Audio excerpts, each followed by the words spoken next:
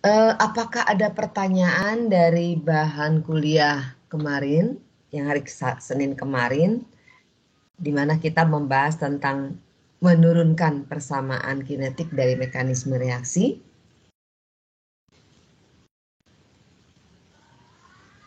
Pagi, Pak Wawan. Selamat pagi, Bu. Oke, ada yang mau ditanyakan sebelum saya lanjutkan? Kalau nggak ada yang bertanya, saya lanjutkan bab berikutnya tentang katalis. Ini mungkin bab yang terakhir yang akan saya sampaikan. Saya yang manggung untuk bab ini. Nanti berikutnya Pak Wawan akan cerita banyak tentang reaksi-reaksi dengan dikatalisis oleh enzim. Ya.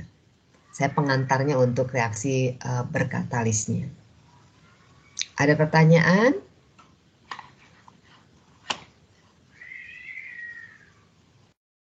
Aduh, ini ada kucing pagi-pagi udah bertengkar.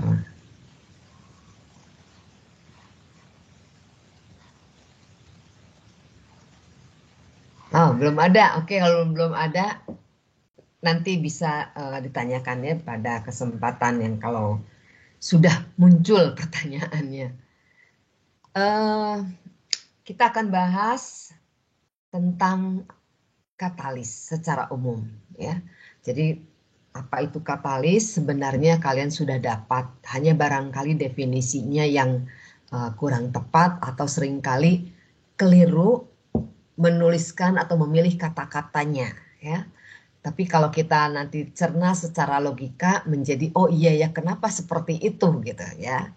Tapi pada saat di awal diberikan definisi mungkin kita saat itu tidak langsung mencerna kata-katanya tetapi oh ini definisi ya sudah tangkap saja begitu ya. Oke, kita luruskan pada kesempatan ini supaya tidak berpikir atau tidak keliru berpikirnya ya. Oke, saya langsung saja share screen. Kita akan bahas tentang reaksi atau tentang katalis ya. Nanti dilanjutkan dengan reaksi berkatalisis. Apakah sudah terlihat? Sudah, Bu. Oke ya.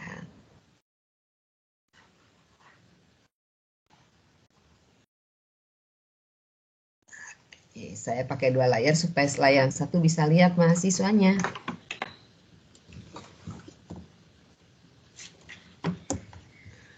Ya.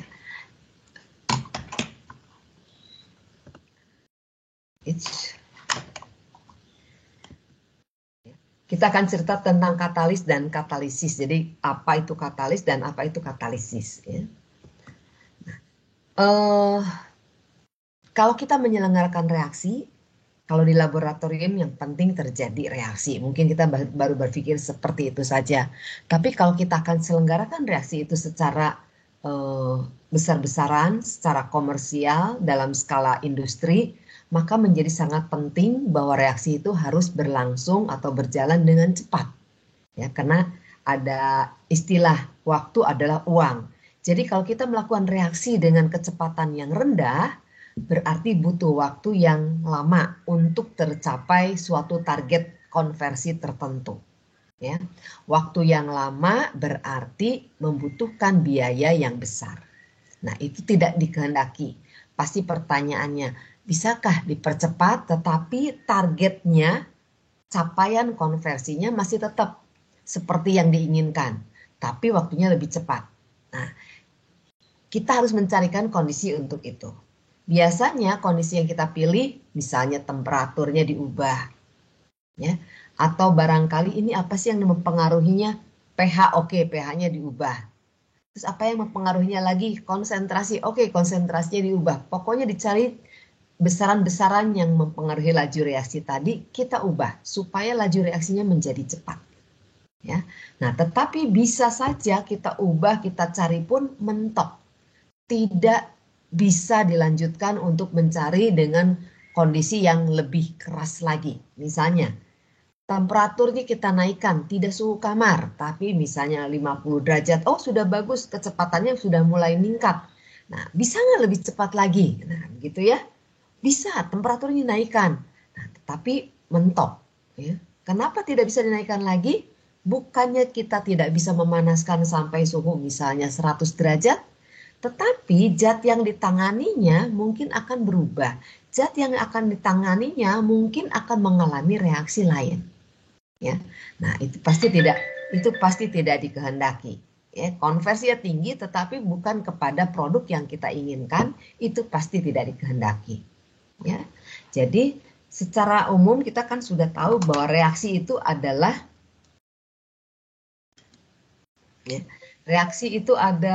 mana ini kursornya? Bentar ya.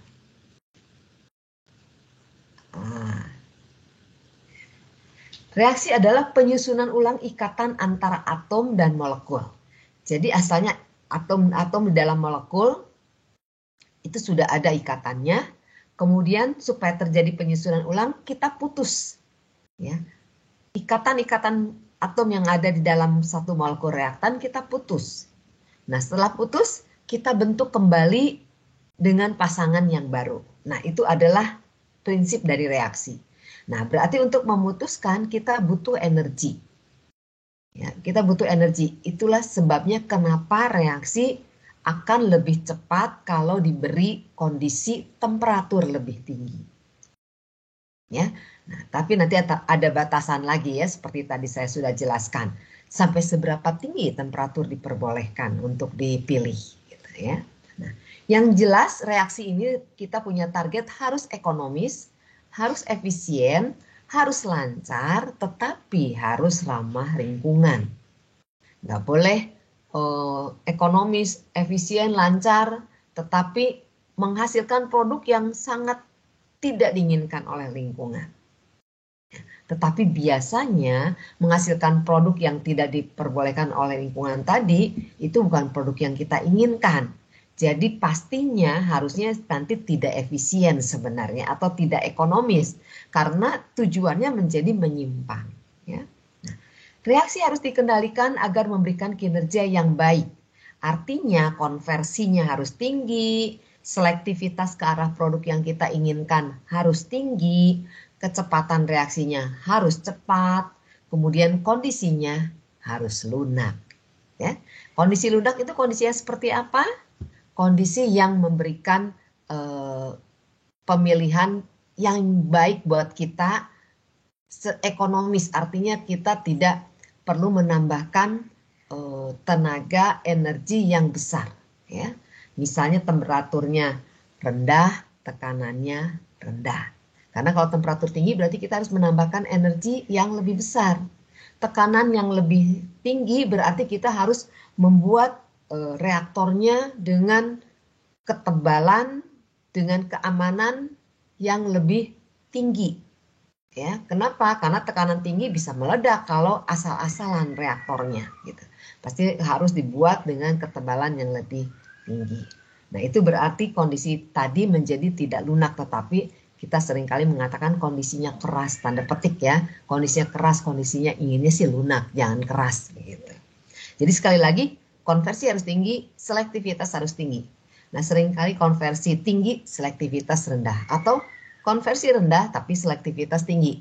Maka pilihan kita adalah konversi kita kalikan dengan selektivitas. Ya, konversi kali selektivitas itu sama dengan perolehan. Jadi perolehannya yang tinggi. Aduh, ini kucing ketengah di mana?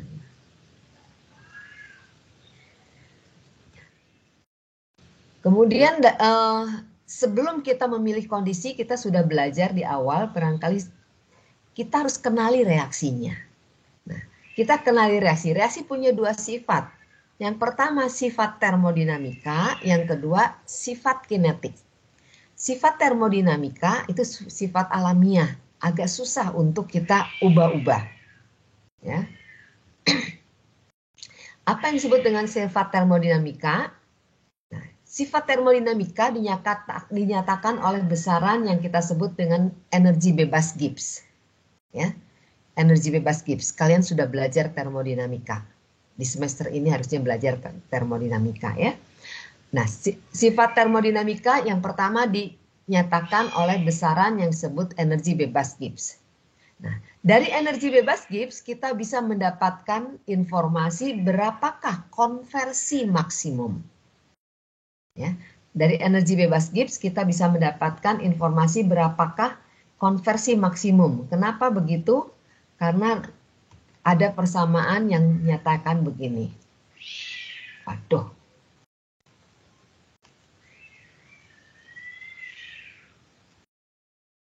Ya. Delta energi bebas Gibbs berarti delta G ya, energi bebas Gibbs reaksi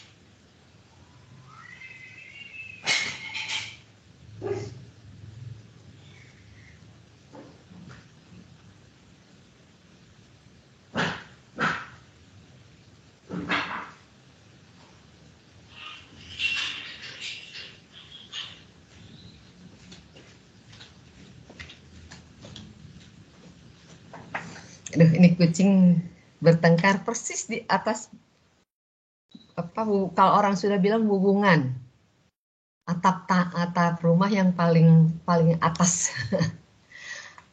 Aduh. Oke, saya lanjutkan ya. Delta G ada hubungannya dengan konstanta kesetimbangan ya. Jadi delta G sama dengan min R kali T ln K. K-nya adalah konstanta kesetimbangan. Konstanta kesetimbangan. Nah, dari konstanta kesetimbangan, misalnya reaksinya A tambah B jadi C. Kita tahu konstanta kesetimbangan itu adalah produk per reaktan. Ya. Jadi kalau delta G-nya sangat negatif, ini karena ada tanda negatif di sini ya. Jadi kalau delta G-nya numeriknya besar tetapi negatif, maka nanti ini menjadi numerik yang besar, angka yang besar. Akibatnya K-nya menjadi besar ya. Jadi kalau misalnya delta G-nya sangat rendah, ya negatif sangat rendah, nanti akibatnya konstanta keseimbangannya sangat tinggi. Kalau konstanta keseimbangannya sangat tinggi berarti produknya menjadi banyak. Gitu ya. Kalau produknya banyak berarti konversinya adalah tinggi. Gitu. Ya, oleh sebab itu kita lihat delta G-nya bernilai berapa. Maka dia akan memberikan konversi setinggi apa atau maksimumnya setinggi apa. Ya, jadi sekali lagi delta G ada hubungannya dengan konversi maksimum. Nah, ini penting untuk melihat kelayakan reaksi. Kalau konversinya rendah, aduh secara ekonomi mungkin kurang menguntungkan. Tapi kalau konversinya tinggi, berarti secara ekonomi akan menguntungkan. Ya. Kemudian juga untuk melihat target rancangan. Jangan-jangan delta G-nya sekian nilainya, maka konversinya dapatnya cuma sekian, misalnya cuma 20%. Tapi kita ingin menargetkan bahwa reaksi ini akan terkonversi sebanyak 80%. Nah, itu tidak akan tercapai. Ya, kalau 20% maksimum ya maksimum 20%. Kita akan mencapai kurang dari itu atau paling tinggi sebesar 20% tadi. Gitu ya. Jangan berhayal ingin mendapatkan lebih. Apapun yang diusahakan dibuat reaktornya lebih besar, reaktor reaksi lebih lama itu tidak akan tercapai. Ya. Nah, jadi dengan demikian jika kita mengetahui konversi maksimum, berarti kita sudah bisa menentukan target rancangan dan juga target operasinya. Ini pada temperatur berapa misalnya ya. Pada temperatur berapa. Mengapa? Karena dari delta G itu juga ada data temperatur. Ya, ada data temperaturnya. Kemudian besaran yang kedua, besaran termodinamika atau sifat termodinamika yang dinyatakan oleh besaran yang kedua adalah delta H. Yang ini ke satu, yang kedua ini delta H. Kita tahu kalau delta H itu entalpi berpengaruh terhadap reaksi itu eksoterm kah atau endoterm kah. Ya, jadi reaksinya eksoterm atau endoterm itu menjadi penting untuk melihat seberapa besar keterlibatan dari energi. Sehingga kita pada saat perancangan, ya, kita harus memilih reaktor tipe dan jenis yang seperti apa yang cocok. Kemudian dimensinya harus seperti atau senilai berapa. Ya, misalnya reaksinya sedikit eksoterm atau sedikit endoterm, maka barangkali reaktornya cukup satu buah bejana, gitu ya. Tetapi kalau reaksinya sangat endoterm atau sangat eksoterm, maka bejana tidak cukup. Satu bejana tidak cukup. Kenapa? Karena perpindahan panasnya nanti mudahkah?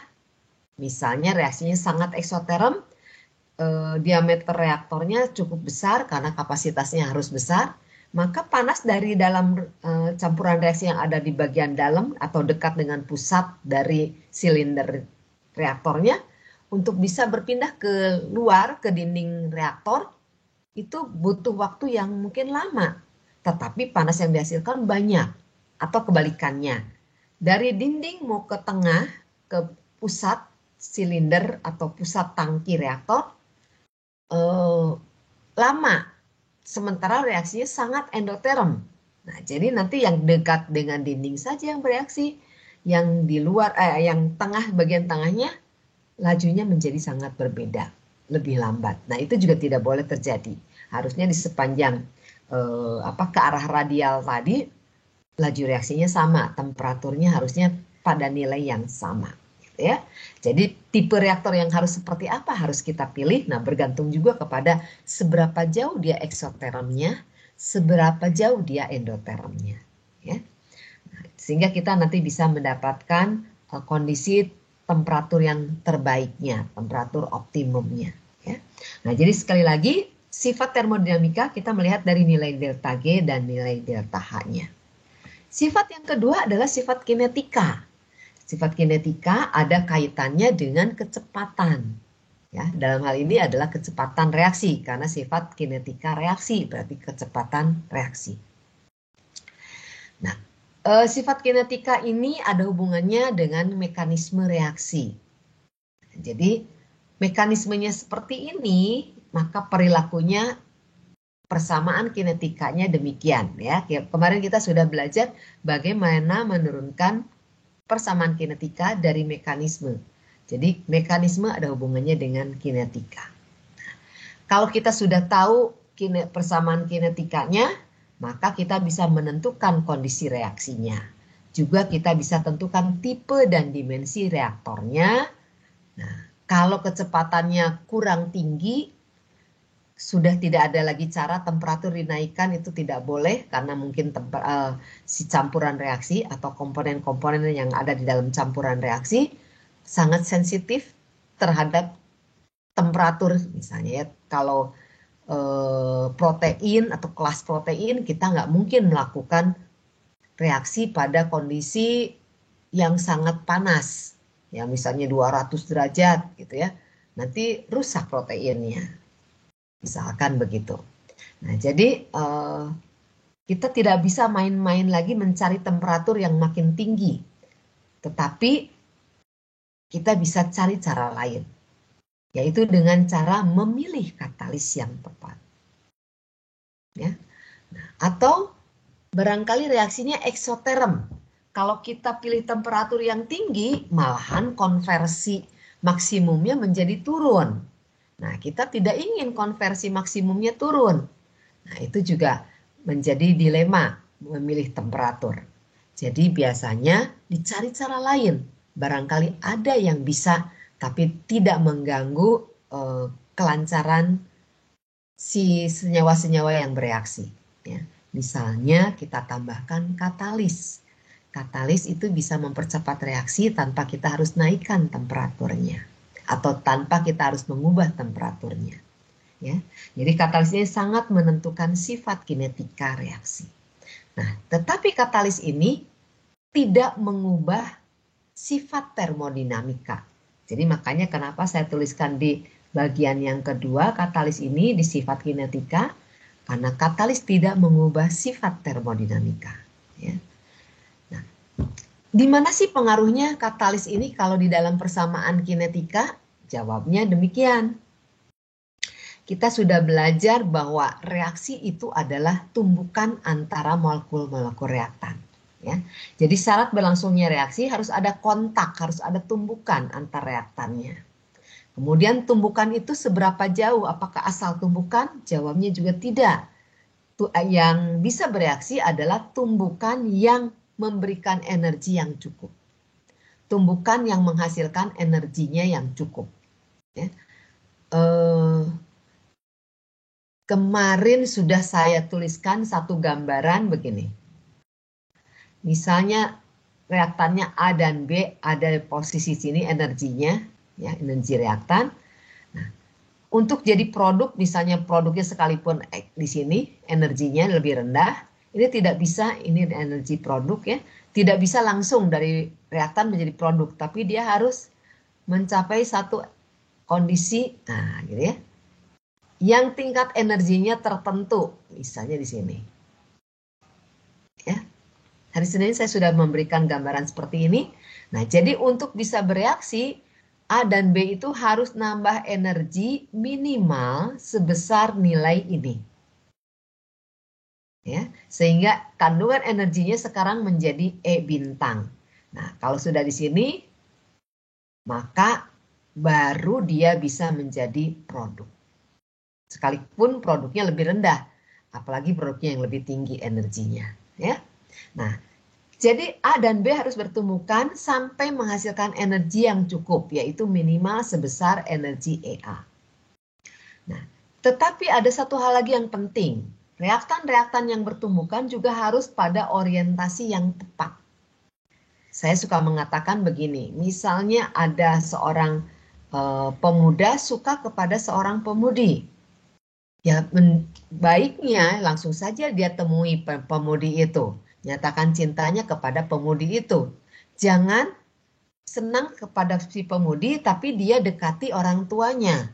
Apalagi mungkin ada yang dekati pembantunya. Harapannya dibantu untuk disampaikan kepada pemudi yang diinginkannya tadi. Ya, nah itu berarti orientasinya nggak tepat.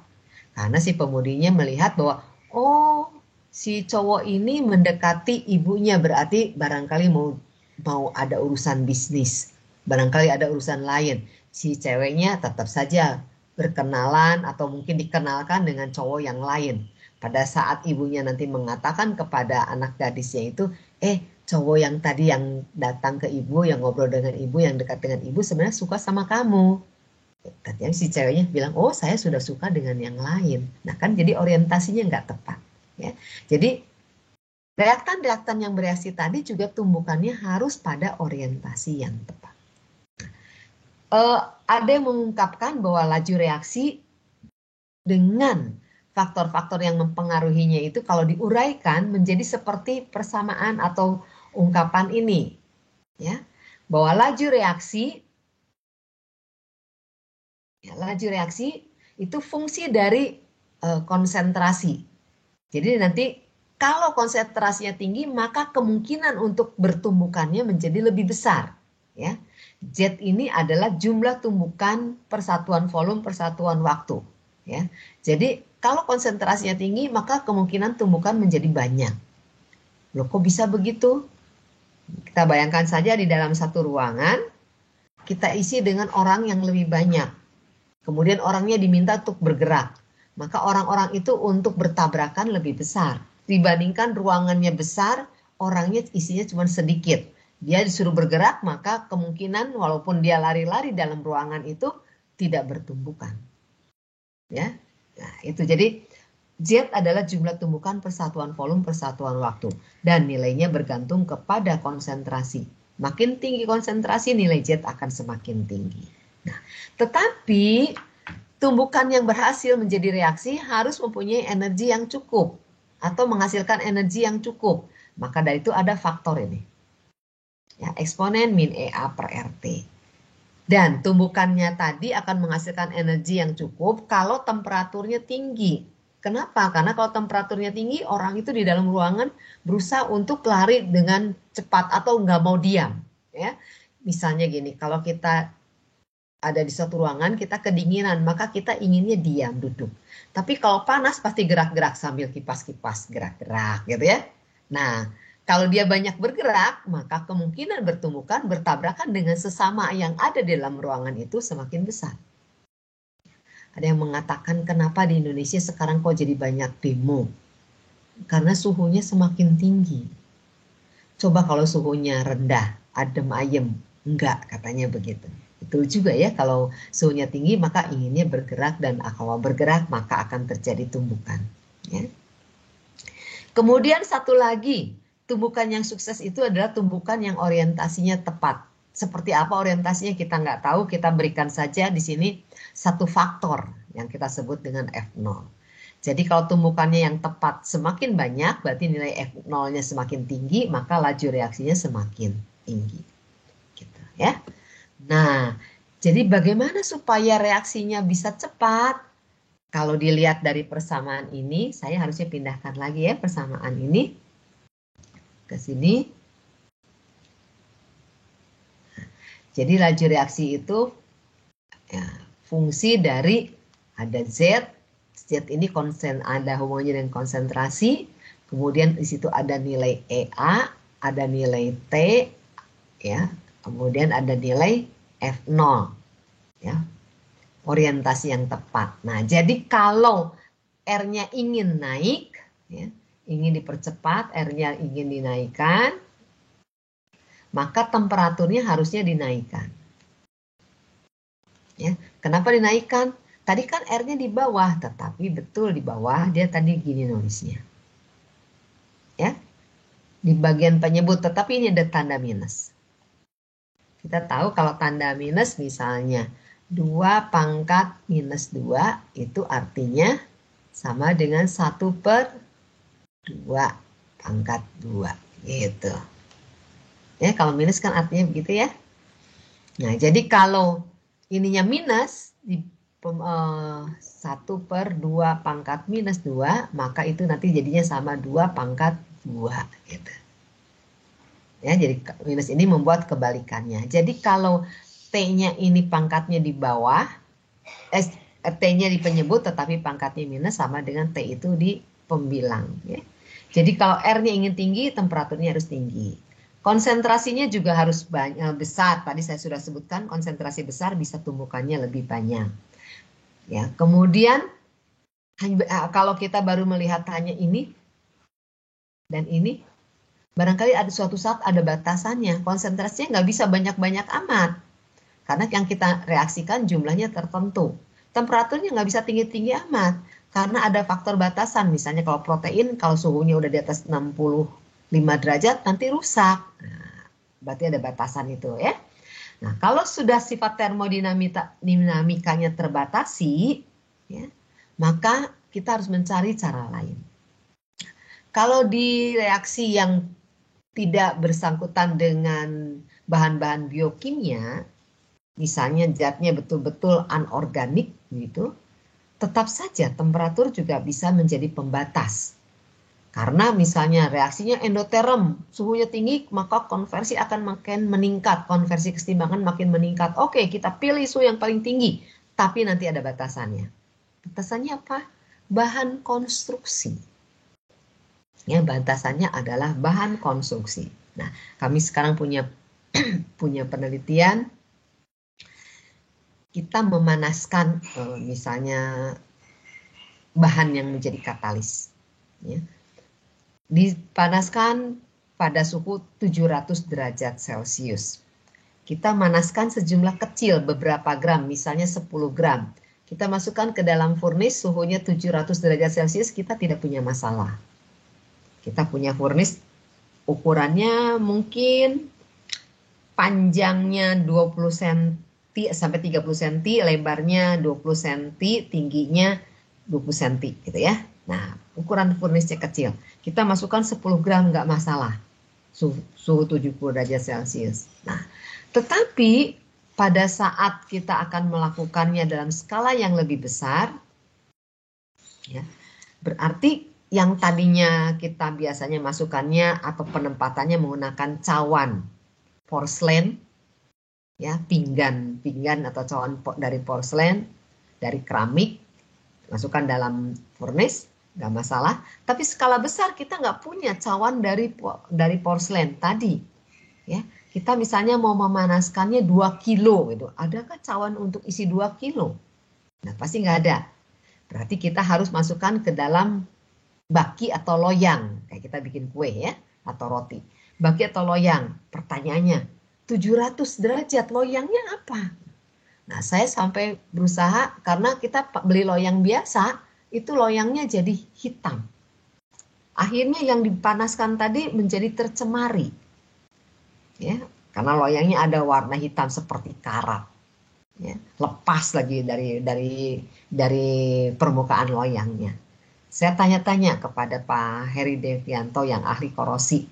Nah, dia mengatakan, Bu, bakinya loyangnya harus dari SS304L. Ya, SS stainless steel 30 jenisnya 304L. Nah, itu tahan untuk sampai suhu 800 derajat. Oke, saya cari, ternyata nggak gampang kalau di Bandung. Kalau di Jakarta, Surabaya banyak. Kenapa? Karena yang membutuhkan itu nggak banyak di kota Bandung.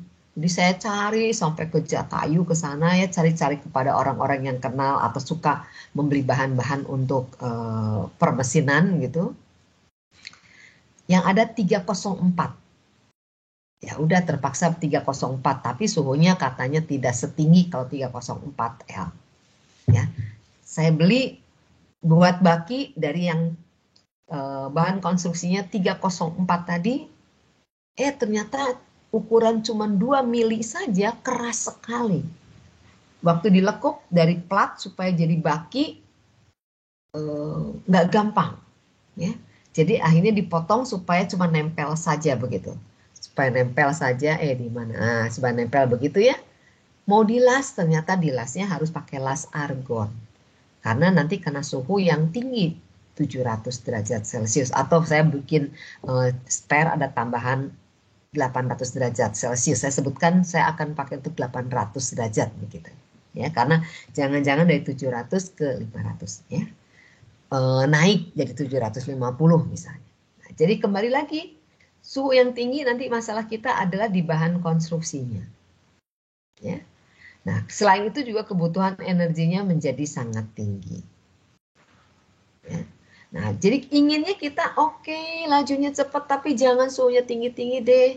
Karena bahan konstruksinya nanti jadi susah nyarinya. Atau campuran zat yang direaksikan akan rusak gitu ya. Jadi saya butuh yang sedikit aja. Maka adakah cara lain? Nah, jawabnya adalah katalis. Ya. Jadi sekali lagi yang belum kita manfaatkan adalah faktor tumbukan yang orientasinya tepat. Ya. Jadi untuk meningkatkan EO atau mencari yang energi aktivasinya lebih rendah, karena kan tadi gini ya. Nah, ini ada EA-nya begitu. Apakah ada yang EA-nya cuma segitu? Nah, jadi kan lebih pendek ya. Misalnya kalau ini EA-nya EA1, ini EA-nya EA2. Nah, adakah yang energi aktivasinya lebih rendah? Ya. Adakah yang bisa membuat orientasinya menjadi tepat? Jawabnya ada. Kita gunakan katalis. Karena katalis punya sifat dapat melokalisasi reaksi. Ya, jadi katalis melokalisasi reaksi sehingga dia bisa meningkatkan konsentrasi. Ya. Jadi ditempatkan di satu tempat yang bersama-sama, maka orientasi menjadi lebih tepat. Makanya suka ada biro jodoh ya. Nah, orang yang belum punya pasangan datang ke biro jodoh. Nah, itu sebenarnya melokalisasi, membuat orientasi tepat. Karena orang tahu, orang yang datang ke situ adalah ingin cari jodoh. Nah, orientasinya udah berpikirnya udah sama ya. Jadi tidak perlu jauh-jauh untuk mencari-cari. Jadi maka cara itu energi aktivasinya lebih rendah. Saya sering mengatakan bahwa katalis itu adalah mak comblang atau biro jodoh. Ya, jadi dia menempatkan atau memberikan tempat yang memudahkan orang-orang yang mencari jodoh di situ. Jadi orientasinya tepat, kemudian energinya juga tidak banyak. Ya, konsentrasinya juga jadi meningkat di situ. Ya. Jadi sekali lagi, katalis identiknya dengan mak comblang. Supaya ingat ya. Kalau kita pakai istilah yang agak aneh gitu jadi ingat. Katalis adalah mak comblang. Ya. Nah, jadi kalau saya tanyakan definisi katalis sekarang apa? Coba.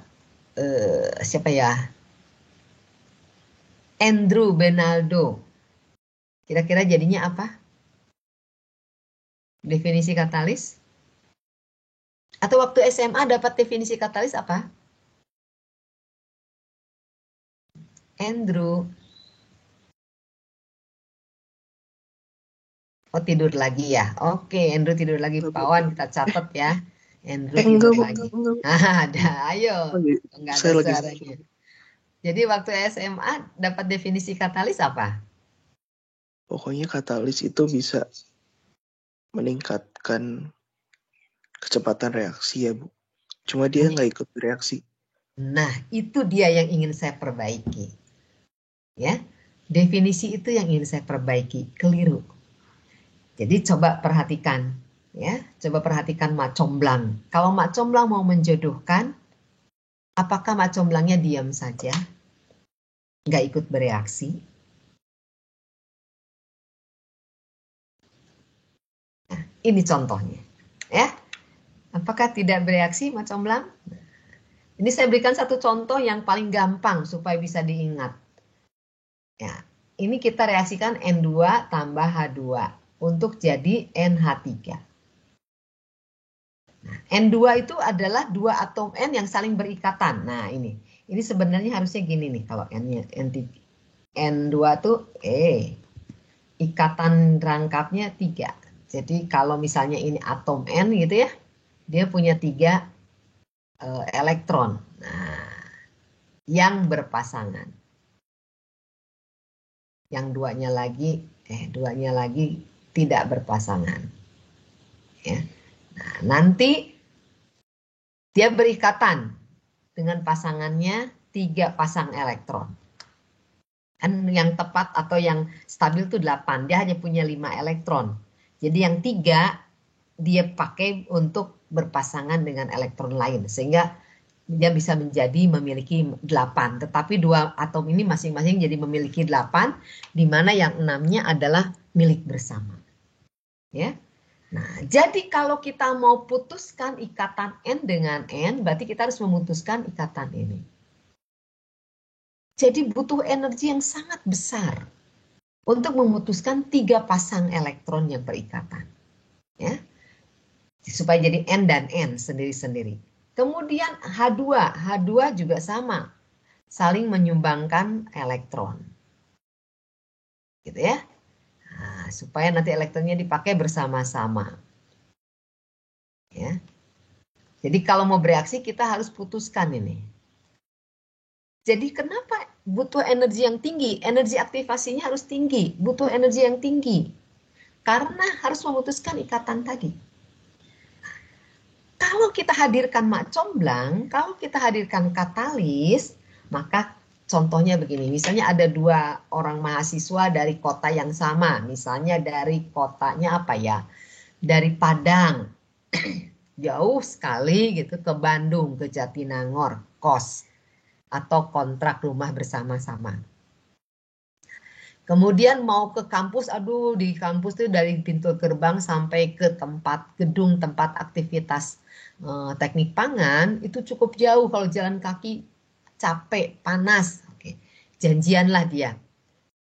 Kita beli motor ya. Saya cuma punya uang segini. Terus kata temennya, saya cuma punya uang segini. Misalkan motornya 10 juta. Saya cuma punya uang 5 juta. Yang satunya lagi, oke kamu 5 juta lagi aja. Ini jadi 10 juta kita beli motor, kita pakai bersama. Ya. Nah, jadi sama kan sumbangannya seperti N dengan N. Nah, kemudian setelah dia setiap hari ke kampus pakai motor bersama, kemudian si cowok ini, anak cowok ini namanya misalnya X dan Y gitu ya. Kemudian si X punya pacar, si Y punya pacar. Nah, inginnya dia masuk ke kampus dengan pacarnya, mau bonceng pacarnya. Tapi motornya kan motor berdua ya.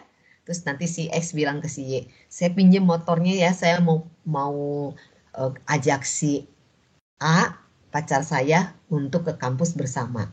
Terus kata si Y, loh saya bagaimana? Saya juga mengajak si B ke kampus pacarnya.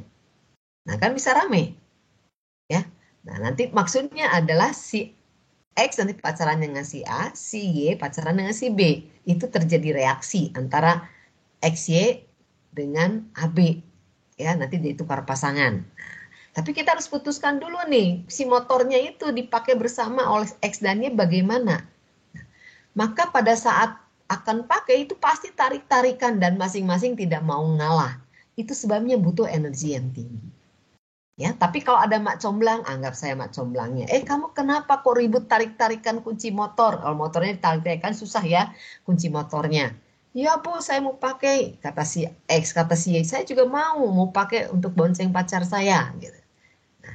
Kalau tidak ada mak comblang, mungkin ya terus-terusan dia tarik-tarikan pegang kunci tadi. Nah, kemudian saya katakan gini, udah gini. Saya datang masa nggak disalamin dong? Ayo salamin saya. Gitu. Nah, maka si X akan melepaskan kuncinya dan salaman dengan saya. Ya, si Y lepaskan kuncinya, salaman dengan saya. Apakah waktu salaman tadi perlu energi yang tinggi? Jawabnya tidak. Hanya dengan kata-kata saya bisa membuat yang sedang ribut tarik-tarikan kunci motor tadi lepas kuncinya, kemudian salaman dengan saya. Ya. Kemudian saya hadir di situ, si A dan B misalnya sudah ada di situ juga. Nanti saya tinggal mengatakan, A, kamu pergi ya dengan X, kamu nggak usah naik motor juga nggak apa-apa kan, misalnya begitu. Nanti satu lagi si Y, saya suruh gandengan dengan B. Kamu naik jalan ke kampus nggak usah naik motor kan, nggak apa-apa ya. Yang penting kan berdua. Saya hanya mengatakan begitu. Maka akhirnya A dan X jalan, Y dan B jalan. Saya tidak perlu energi yang besar. X dan Y juga tidak perlu energi yang besar menyelesaikan gontok-gontokan tadi, tarik-tarikan kunci motor. Ya, itu kira-kira yang terjadi antara N2 tambah H2 menjadi NH3. Pertanyaan saya mak comblangnya, saya katalisnya, apakah saya ikut bereaksi? Apakah saya ikut terlibat di dalam reaksi itu? Bagaimana Andrew?